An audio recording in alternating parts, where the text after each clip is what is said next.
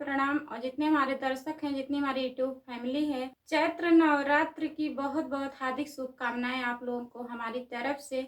और आप लोगों के बीच में मैं देवी पचरा गीत सुनाने जा रही हूँ। कैसा लगेगा आप लोग कमेंट में जरूर बताइएगा और ढेर सारा प्यार आशीर्वाद आप लोग दीजिएगा।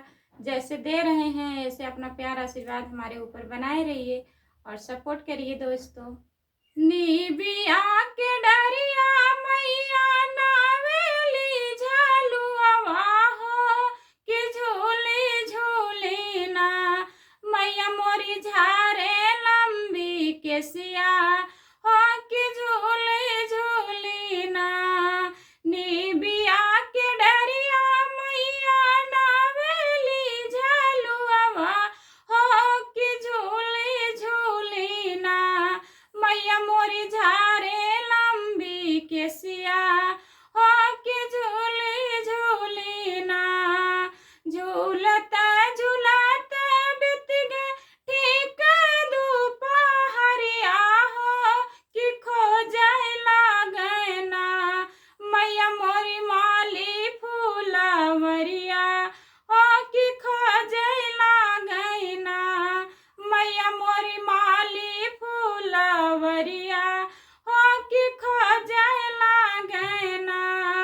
भीतर की बाटो बाहर हो मालिनिया हो पियाई दे तू ना, मालिनी के बूंद पानी या पियाई दे तू ना, मालिनी के बूंद पानी या पियाई दे तू ना।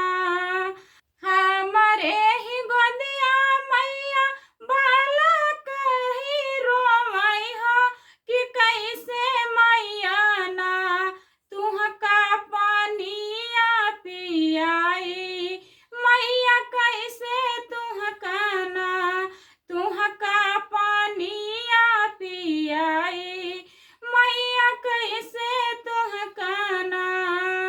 बालक नदनवा मालिन खटोला ना सोवावा हो कि बूंद एक ना, हमके पानिया पियावा मालिन बूंद एक ना, हमके पानिया पियावा मालिन बूंद एक ना।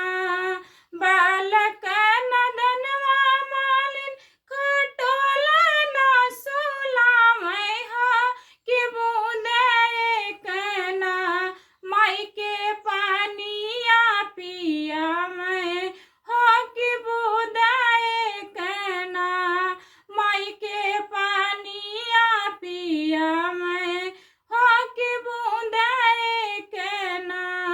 जैसे ही जैसे मालिन हमके जुड़ावलू हा कि वैसे वैसे ना तुहरा धियावा जुड़ई है, मालिन ऐसे वैसे ना तुहरा धियावा जुड़ई है, मालिन ऐसे वैसे ना कि वैसे मालिन ना।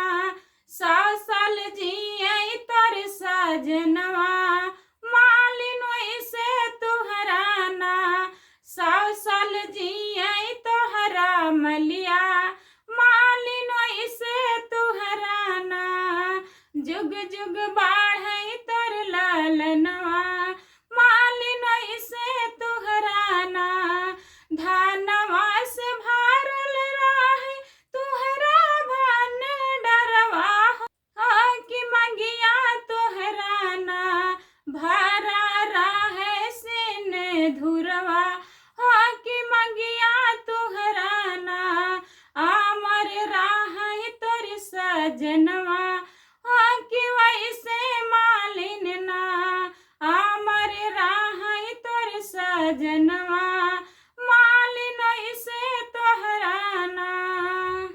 कैसा लगा दोस्तों आप लोग कमेंट के माध्यम से जरूर बताइएगा। जय माता दी सभी को।